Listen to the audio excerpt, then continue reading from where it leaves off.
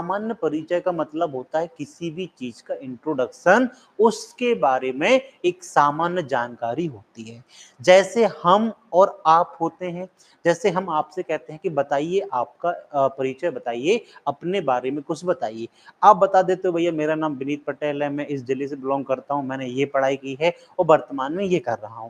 इसी प्रकार हम बात करेंगे मध्य प्रदेश के बारे में, बात करेंगे कि हमारा मध्य प्रदेश की सामान्य जानकारी क्या क्या होती है, कि मध्य प्रदेश को कब बनाया गया था, मध्य प्रदेश का स्थापना दिवस क्या है, मध्य प्रदेश का राजकीय गान क्या है, राजकीय पुष्प क्या है, मध्य प्रदेश की भौगोलिक स्थिति क्या है। तो इन सभी बातों पर हम चर्चा करने वाले हैं। तो मध्य प्रदेश की सामान्य परिचय में हमने सबसे पहले स्टार्टिंग क्या देखी थी कि हमारा मध्य प्रदेश 1 नवंबर 1956 को बन के तैयार हो जाता है। और हमने एक डेट और देखी थी यहाँ पे कि 1 नवंबर 2000 को क्या होता है, मध्य प्रदेश से छत्तीसगढ़ हमारा अलग हो जाता है। तो ये दो विशेष तिथियों को हमने देखा था जहां पर मध्य प्रदेश का गठन होता है और मध्य प्रदेश का विभाजन होता है। चलिए हम विस्तार से चर्चा करने वाले हैं मध्य प्रदेश के बारे में।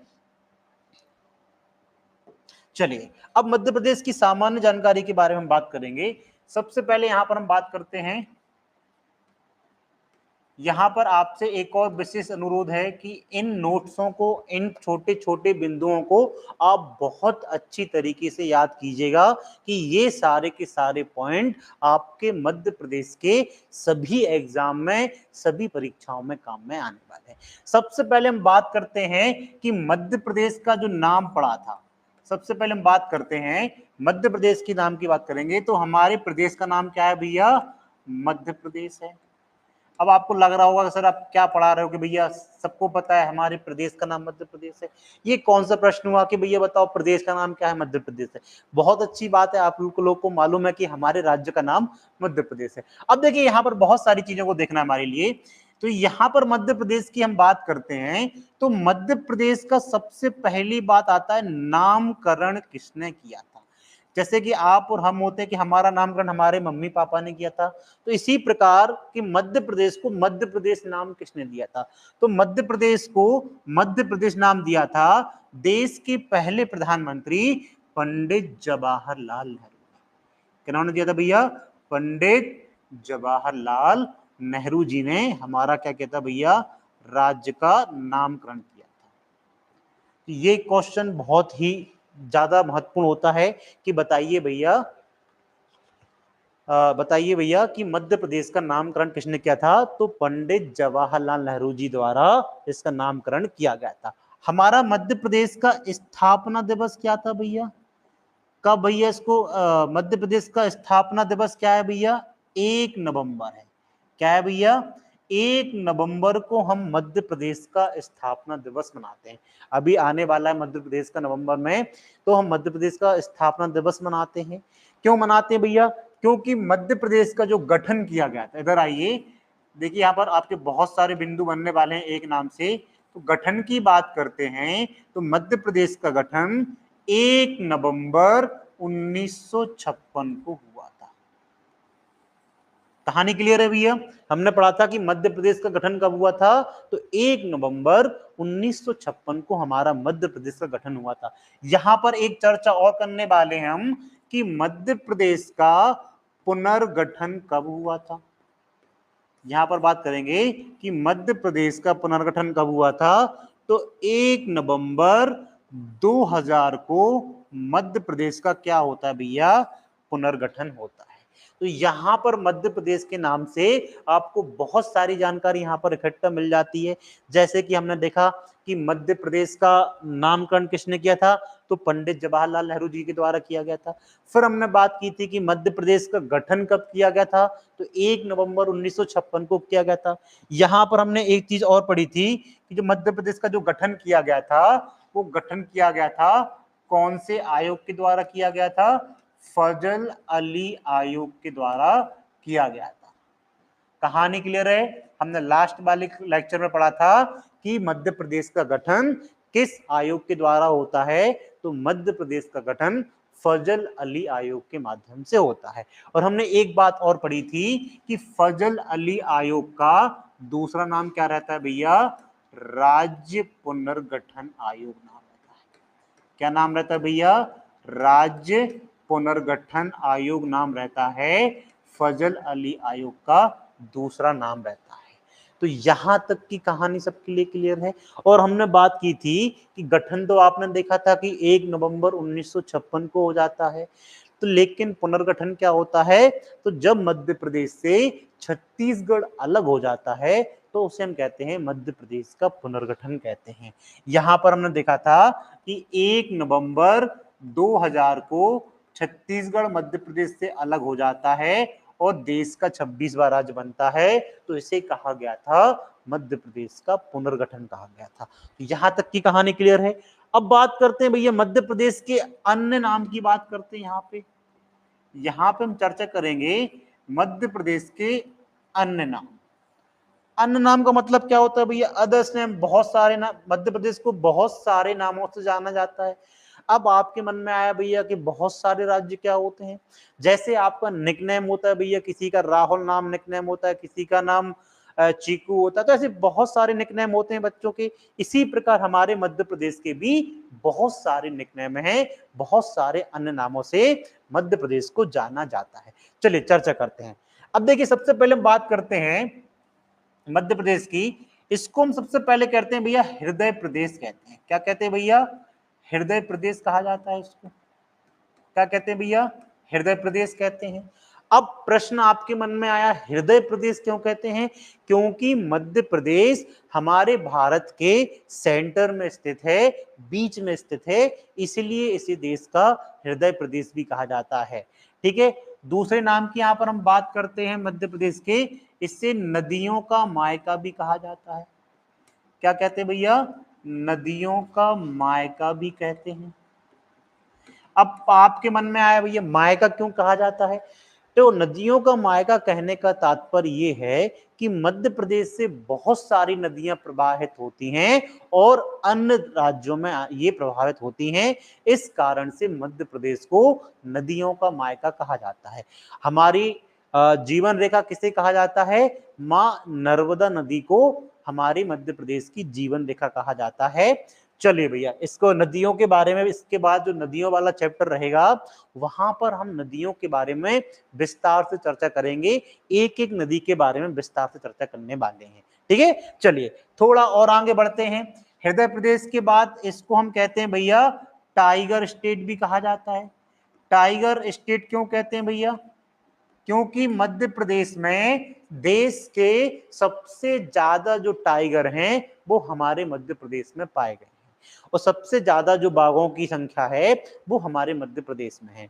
और मध्य प्रदेश के कौन से राष्ट्रीय उद्यान में है, तो मध्य प्रदेश का जो सबसे बड़ा राष्ट्रीय उद्यान है जिसका नाम है भैया कान्हा किसली, उसमें सर्वाधिक बाघ पाए जाते हैं।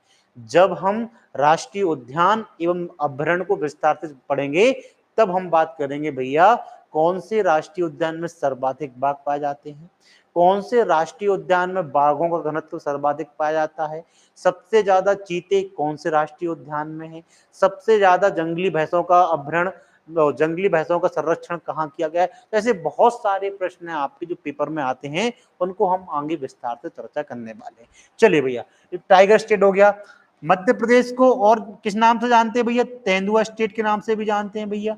मध्य प्रदेश में तेंदुओं की संख्या भी ज्यादा हो चुकी है भैया, सर्वाधिक तेंदुए भी हमारे मध्य प्रदेश में पाए गए हैं। इसके अलावा मध्य प्रदेश को और किस नाम से जानते हैं भैया, वन प्रदेश के नाम से जानते हैं। किस प्रदेश के नाम से जानते हैं भैया, वन प्रदेश, फॉरेस्ट स्टेट के नाम से भी जाना जाता है, क्योंकि मध्य प्रदेश में सबसे ज्यादा वन है। जो वनों का जो प्रतिशत है पूरे देश में, वो सर्वाधिक जो प्रतिशत है हमारे मध्य प्रदेश में है, इसलिए इसे वन प्रदेश भी वन प्रदेश के नाम से भी जाना जाता है। अब हम और बात करते हैं, वन प्रदेश के बाद इसको हम क्या कहते हैं भैया, तेंदुपत्ता स्टेट कहा जाता है। क्या कहते हैं भैया, तेंदुपत्ता स्टेट भी कहते हैं। सर्वाधिक जो आपके तेंदुपत्ता होते हैं, तेंदुपत्तों का जो उत्पादन होता है वो हमारे मध्य प्रदेश में होता है, इसलिए इसे तेंदुपत्ता स्टेट भी कहा जाता है। एक और यहां पर हम देखते हैं, इसको हीरा प्रदेश भी कहते हैं, डायमंड, क्या कहते हैं भैया, डायमंड स्टेट भी कहा जाता है, हीरा प्रदेश। डायमंड स्टेट भी कहा जाता है मध्य प्रदेश को। क्यों? क्योंकि हमारे मध्य प्रदेश में देश का 90% से अधिक डायमंड का खनन किया जाता है, इसलिए मध्य प्रदेश को डायमंड स्टेट भी कहा जाता है। देखिए यहां पर मध्य प्रदेश की हम चर्चा करते हैं तो मध्य प्रदेश को लघु भारत भी कहा जाता है भैया। लघु भारत मतलब छोटा भारत भी कहा जाता है। एक मिनट, उल्टा लिख गया, सॉरी।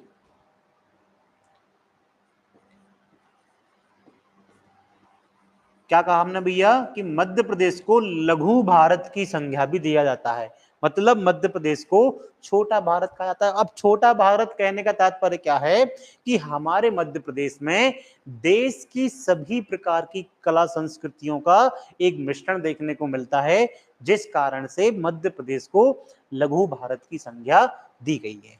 हम और बात करते हैं, इसको हम सीपी नाम से भी जानते हैं। सीपी, जब हमने पहली बार मध्य प्रदेश के गठन के बारे में पढ़ रहे थे तब हमने क्या देखा था, सीपी के बारे में देखा था। सीपी का फुल फॉर्म क्या होता है भैया? सेंट्रल प्रोविंस होता है। क्या होता है भैया? सेंट्रल प्रोविंस होता है। ठीक है, तो मध्य प्रदेश को इतने सारे नामों के नाम से भी जाना जाता है। तो पेपर में आपसे कोई भी नाम पूछ सकते हैं भैया कि बताइए इनमें से मध्य प्रदेश को किस नाम से जानते हैं, तो आप इन नामों को अच्छे से पढ़ लेना कि इन नाम से जाना जाता है। ऐसे बहुत सी चीजें मध्य प्रदेश को अन्य नामों से भी जाना जाता है। फिलहाल अभी हम इन्हीं नामों के बारे में चर्चा करेंगे। तो यहां तक की कहानी क्लियर है भैया कि मध्य प्रदेश को बहुत सारे नामों से जाना जाता है, जैसे हृदय प्रदेश कहा जाता है, लघु भारत कहा जाता है, नदियों का मायका कहते हैं। ठीक है, फिर हमने बात की वन प्रदेश कहा जाता है, तेंदुपत्ता स्टेट कहते हैं। फिर हमने बात की थी टाइगर स्टेट भी कहा जाता है, तेंदुआ स्टेट भी कहते हैं, डायमंड स्टेट भी कहा जाता है, सीपी स्टेट भी कहा जाता है, सेंट्रल प्रोविंस प्रदेश भी कहा जाता है। ये हमारे मध्य प्रदेश के अन्य नाम। यहां तक की कहानी सभी के लिए क्लियर है? चलो भैया, अब हम बात करते हैं, थोड़ा और आगे बात करते हैं भैया। ये तो हमने मध्य प्रदेश के अन्य नामों के बारे में देख लिया कि मध्य प्रदेश को हम इन नामों से जानते हैं। यहां पर मध्य प्रदेश का गठन के बारे में देखा।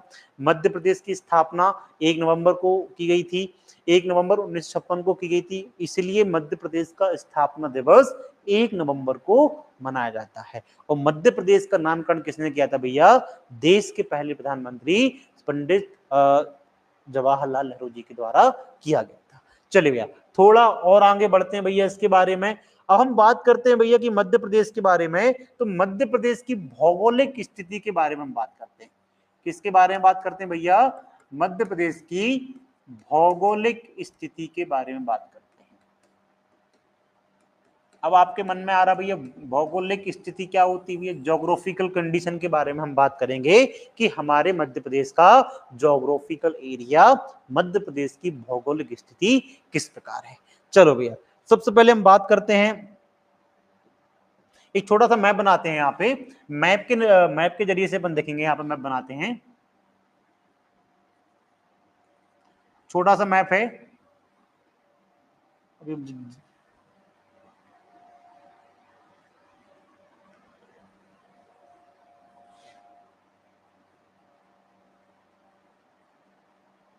चलिए देखिए, हमारा मध्य प्रदेश है। यहां पर चर्चा करने वाले हैं मध्य प्रदेश के ज्योग्राफिकल एरिया के बारे में, मध्य प्रदेश की भौगोलिक स्थिति के बारे में चर्चा करेंगे। देखिए, सबसे पहले हम बात करते हैं मध्य प्रदेश की, तो मध्य प्रदेश के क्षेत्रफल के बारे में बात करते हैं। किसके बारे में बात करते हैं भैया? मध्य प्रदेश के क्षेत्रफल के बारे में बात करते हैं। अब देखिए, यहां पर क्षेत्रफल की हम बात करेंगे, तो देखिए क्षेत्रफल की बात करते हैं तो मध्य प्रदेश का जो क्षेत्रफल है, यहां पर देखिए आप लोग, मध्य प्रदेश का क्षेत्रफल आपके लिए कहीं कहीं दो देखने मिल जाता है। यहां पर एक मिनट रुकिए,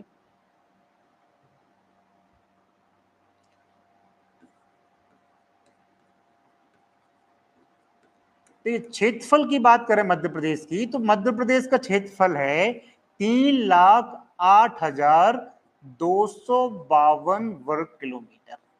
ठीक है, या अब या का मतलब है कि इसका एक और क्षेत्रफल है 3,08,245 वर्ग किलोमीटर। अब देखिए आपके लिए मध्य प्रदेश के दो क्षेत्रफल देखने मिल जाते हैं। पहला होता है 3,08,252 वर्ग किलोमीटर और दूसरा मिलेगा आपको 3,08,245 वर्ग किलोमीटर। अब आपके मन में यहां पर एक प्रश्न निकल के आता है कि सर आप बताइए अब ये दो दो क्षेत्रफल हमें देखने क्यों मिलते हैं। अब देखिए यहां पर क्या होता है कि यहां पर एक अमरकंटक के पास एक किरार घाटी है। कौन सी घाटी है भैया? किरार घाटी है, किरार घाटी। तो किरार घाटी के कारण ये क्षेत्रफल हमें सात जो अंतर आ रहा है, कितना आ रहा है? 7 स्क्वायर किलोमीटर का जो जो डिफरेंस आ रहा है, इसके कारण इसका रीजन क्या है भैया? वो है अमरकंटक की किरार घाटी। अब किरार घाटी क्यों है? देखिए क्या होता है कि जब राज्यों का क्षेत्रफल का सर्वे किया जाता है, जब ये मध्य प्रदेश के क्षेत्रफल का सर्वे किया जाता है, जब किरार घाटी मध्य प्रदेश के अंदर आती है, जब ये किरार घाटी मध्य प्रदेश का हिस्सा होती है, तो मध्य प्रदेश का क्षेत्रफल 7 किलोमीटर स्क्वायर हमारा बढ़ जाता है, मतलब 3,08,252 वर्ग किलोमीटर होता है। और जब ये किरार घाटी छत्तीसगढ़ में चली जाती है, तो हमारे मध्य प्रदेश का क्षेत्रफल 7 किलोमीटर वर्ग क्या हो जाता है? कम हो जाता है। मतलब हमारा क्षेत्रफल 3,08,245 वर्ग किलोमीटर हो जाता है। ठीक है, तो जिसका कारण क्या होता है भैया? मध्य प्रदेश की किरार घाटी होती है। अब देखिए हम बात करते हैं, ज्योग्राफिकल की बात कर रहे हैं। ये वाला क्षेत्र हमारा उत्तर होता है, नॉर्थ होता है भैया। ये हमारा क्षेत्र दक्षिण होता है। ये वाला हमारा क्षेत्र कौन सा भैया? साउथ वाला क्षेत्र है। ठीक है, ये वाला क्षेत्र हमारा पश्चिम है। तो ये वाला हमारा क्षेत्र कौन सा है भैया? पूर्व है। ठीक है, तो ये चार दिशाएं हैं भैया। अब देखिए यहां पर हम बात करते हैं उत्तर से दक्षिण तक की लंबाई हमारी कितनी है। यहां पे हम बात करेंगे भैया नॉर्थ और साउथ की बात करेंगे, तो नॉर्थ साउथ के बीच कितना अंतर है भैया? यहां से लेके यहां तक टोटल कितना है हमारा? 605 किलोमीटर। कितना भैया? 605 किलोमीटर है। और यहां से हम बात करेंगे अलीराजपुर से लेके भैया सिंगरौली तक बात करेंगे। यहां से हम ईस्ट और वेस्ट की बात करेंगे, यहां पर पश्चिम से लेके पूरब तक की बात करेंगे, तो इसका क्षेत्रफल हमारा, सॉरी इसकी जो दूरी है वो है 870 किलोमीटर। मतलब यहां पर हम चर्चा कर रहे हैं कि मध्य प्रदेश का पूरब से पश्चिम और उत्तर से दक्षिण, नॉर्थ से साउथ और ईस्ट से वेस्ट कितनी दूरी है। तो नॉर्थ से साउथ की हम बात करते हैं तो 605 किलोमीटर है, और ईस्ट से वेस्ट की बात करते हैं, पूरब से पश्चिम की बात करते हैं, तो इसकी दूरी हमारी है 870 किलोमीटर। यहां तक की कहानी सभी के लिए क्लियर है? यहां तक क्षेत्रफल देख लिया आप लोग ने। यहां पर आपने क्या देख लिया? उत्तर से पश्चिम और सॉरी उत्तर से दक्षिण और पूरब से पश्चिम तक की लंबाई देख ली। अब देखिए यहां पर हम चर्चा करने वाले हैं कि उत्तर पूरब पश्चिम दक्षिण में कौन सा जिला है हमारा। सबसे पहले हम बात करते हैं भैया सबसे उत्तरी जिला कौन सा है हमारा। यहां पे हम बात करते हैं मुरैना की। किसकी बात करेंगे भैया? मुरैना। ठीक है, तो मतलब हमारा मध्य प्रदेश का सबसे उत्तरी जिला कौन सा है? तो मुरैना है। ठीक है, हम बात करते हैं दक्षिण जिला की बात करते हैं, तो सबसे दक्षिणी जिला कौन सा है हमारा भैया? वो है हमारा बुरहानपुर। बुरहानपुर। चलो भैया ये हमारा सबसे दक्षिणी हो गया। हम पश्चिम की बात कर लेते हैं, सबसे पश्चिमी जिला कौन सा है हमारा? तो वो है हमारा अलीराजपुर। कौन सा भैया? अलीराजपुर। अलीराजपुर जिला हमारा मध्य प्रदेश का सबसे कम साक्षरता वाला जिला भी है। सबसे कम जो साक्षरता पाई गई है वो 2011 की जनगणना के अनुसार वो हमारा जिला है अलीराजपुर। और सबसे पूर्वी जिले की हम यहाँ पे बात करते हैं तो वो हमारा कौन सा है भैया? सिंगरौली है। कौन सा भैया? सिंगरौली है। तो ये चार जिला हैं भैया हमारे जो सबसे उत्तर दक्षिण पूर्व और पश्चिम में पाए गए हैं। ठीक है, और स्थित हैं। ठीक है, तो यहां तक की कहानी सबके लिए क्लियर है भैया। क्षेत्रफल 3,08,252 वर्ग किलोमीटर है। फिर हमने बात की थी भैया एक और क्षेत्रफल देखने मिल जाता है 3,08,245। क्यों मिल जाता है? अमरकंटक की करार घाटी के कारण। फिर हमने उत्तर से दक्षिण लंबाई देखी थी 605 किलोमीटर थी, और पूरब से पश्चिम को देखा था तो 870 किलोमीटर थी। सबसे उत्तरी जिला मुरैना है, सबसे दक्षिणी जिला हमारा बुरहानपुर है, सबसे पश्चिमी जिला अलीराजपुर है, और सबसे पूर्वी जिला कौन सा है हमारा भैया? सिंगरौली है। अब देखिए यहां पर हम एक चीज और हम बात करते हैं भैया, ये तो आपने देख लिया भैया कि सबसे उत्तरी बता दिया, आपने दक्षिणी बता दिया, आपने पूर्व पश्चिम बता दिया। अब हमें यहाँ के पड़ोसी राज्यों के बारे में बताइए। चलिए, तो मध्य प्रदेश से कुछ भौगोलिक क्षेत्र में इसके पड़ोसी राज्यों के बारे में भी देख लेते हैं। एक छोटा सा मैप फिर से बना लेते हैं। देखिए, मैप आप लोग के लिए बहुत जरूरी है। आप लोग से एक और अनुरोध है, जब भी एमपी पढ़ रहे हो आप लोग, तो एक मैप बनाना सीख लीजिए। ऐसा बनना चाहिए कि आपको बस दिखना चाहिए कि हमारा मध्य प्रदेश है, क्योंकि मैप से जो चीजें क्लियर होती हैं वो शायद आप रट्टा मार के याद करें, लेकिन मैप से जो चीजें क्लियर होती हैं वो सबसे बढ़िया चीज होती है। अब देखिए यहां पर हम बात करने वाले हैं मध्य प्रदेश के यहाँ पे पड़ोसी राज्यों की बात करने वाले हैं। कौन भैया? पड़ोसी। जैसे हमारे पड़ोसी के आजू बाजू होते हैं भैया, हमारे पड़ोसी शर्मा जी हैं, मिश्रा जी हैं, जैन साहब है, तो ऐसे हम कुछ हमारे राज्य के भी पड़ोसी होते हैं। सबसे पहले हम बात करते हैं भैया कि इसके हम उत्तर की बात करते हैं, तो इसके उत्तर में हमारा कौन है भैया? यहाँ पे उत्तर प्रदेश है। क्या है भैया? उत्तर प्रदेश फैला हुआ है यहाँ पे हमारा।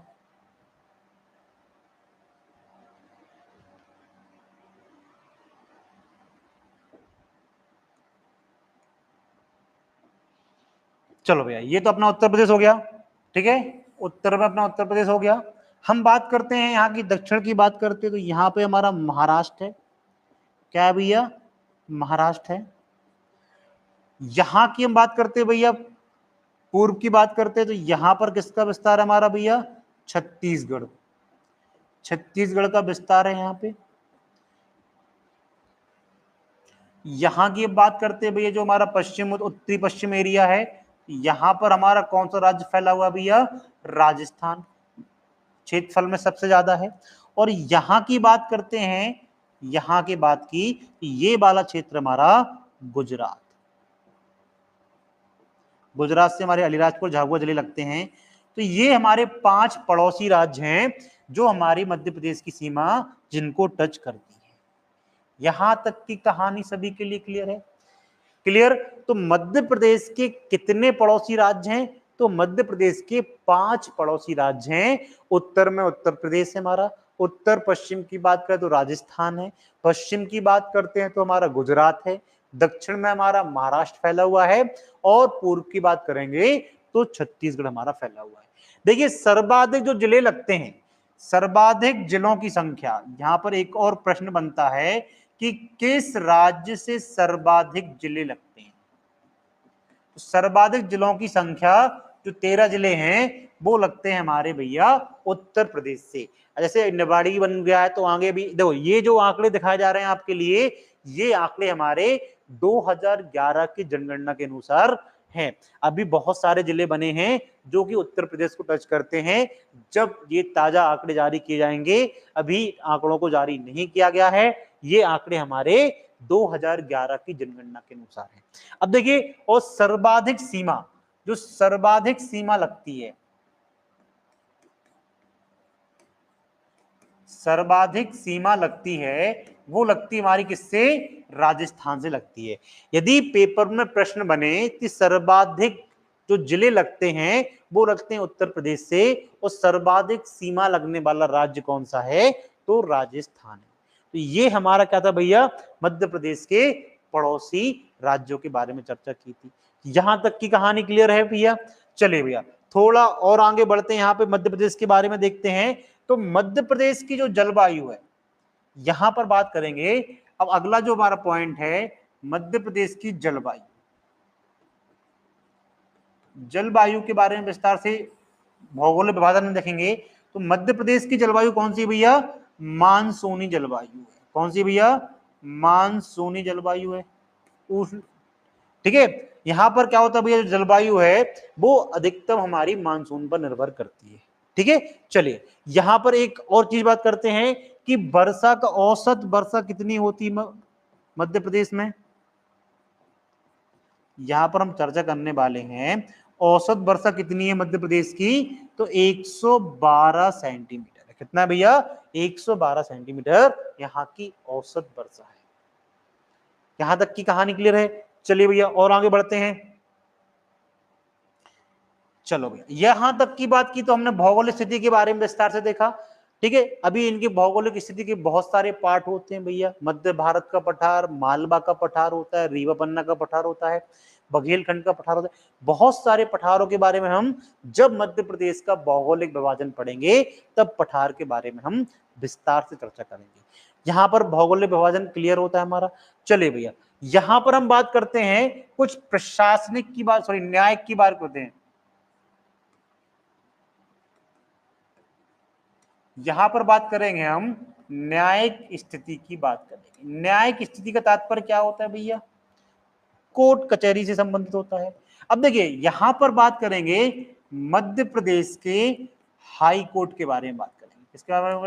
किसके बारे में बात करेंगे, मध्य प्रदेश के हाई कोर्ट के बारे में बात करेंगे। चलिए सबसे पहले हम बात करते हैं मध्य प्रदेश का जो हाई कोर्ट है इसकी स्थापना कब होती है। इसकी स्थापना हुई थी 1 नवंबर 1956 को।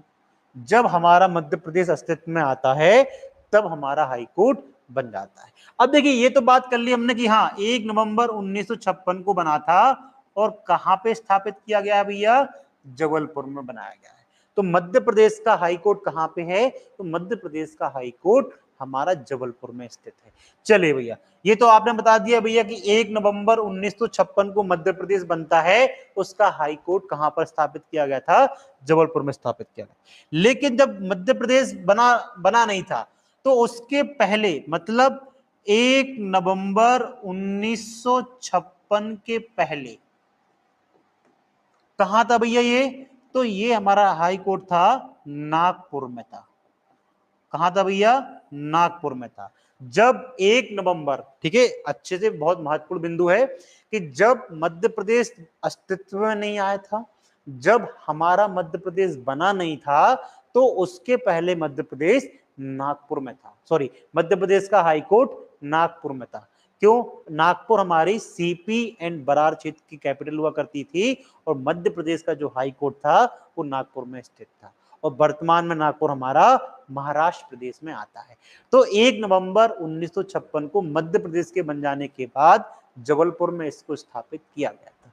अब देखिए यहां तक की बात कर ली, हम बात करते हैं भैया कि इसकी डिजाइन किसने तैयार की थी, तो उनका नाम है भैया हेनरी इरविन। ठीक है, ये हेनरी इरविन थे जिन्होंने इसका क्या किया था भैया, डिजाइन तैयार किया था, हेनरी इरविन ने किया था। अब एक चीज और यहां पर होती है भैया, एक और चीज देखिए कि इसकी 2 खंडपीठ भी स्थापित की गई हैं। इसकी 2 खंडपीठ भी स्थित हैं आपकी, जो की गई थी आपकी 1968 में। 1968 में मध्य प्रदेश हाई कोर्ट की 2 खंडपीठों को क्या किया गया था, स्थापित किया गया था। तो ये 2 खंडपीठ कहां पर हैं, पहली है आपकी भैया इंदौर में और दूसरी है हमारी ग्वालियर में। तो ये मध्य प्रदेश हाई कोर्ट की क्या है भैया, 2 खंडपीठ हैं। एक और यहां पे एक पॉइंट बन के आता है, तो तीसरी खंडपीठ है हमारी, यहां पे हम बात करने वाले हैं तीसरी जो खंडपीठ है वो हमारी प्रस्तावित है। और किस जिले में भैया, तो भोपाल जिले में इसको प्रस्तावित किया गया है कि जो तीसरी खंडपीठ बनने वाली हमारी वो भोपाल जिले में बनने वाली है। तो यहां तक की कहानी सबके लिए क्लियर है। मध्य प्रदेश की न्यायिक स्थिति के बारे में हमने देखा कि 1 नवंबर 1956 को मध्य प्रदेश का हाई कोर्ट बनाया गया था, जबलपुर में बनाया गया था, जो 1 नवंबर 1956 के पहले नागपुर में स्थापित था, लेकिन मध्य प्रदेश के बन जाने के बाद जबलपुर में इसको स्थापित किया गया।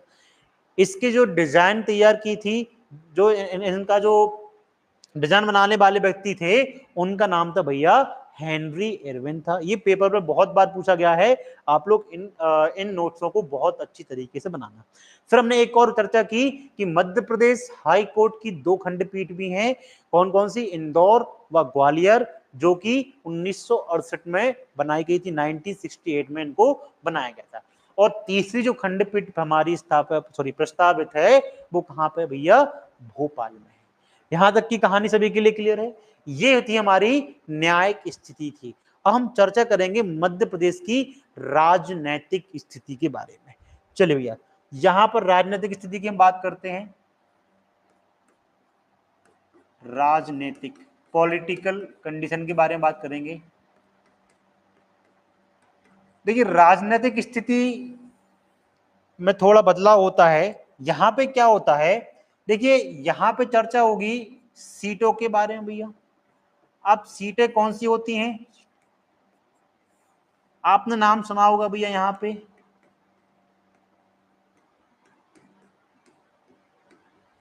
विधानसभा के बारे में नाम सुना होगा, आपने नाम सुना होगा भैया राज्यसभा के बारे में नाम सुना होगा, और तीसरा नाम सुना होगा आपने लोकसभा। तो यहां पर राजनीति स्थिति की बात करेंगे तो यहां पर इनकी सीटों के बारे में चर्चा करने वाले। तो यहां पर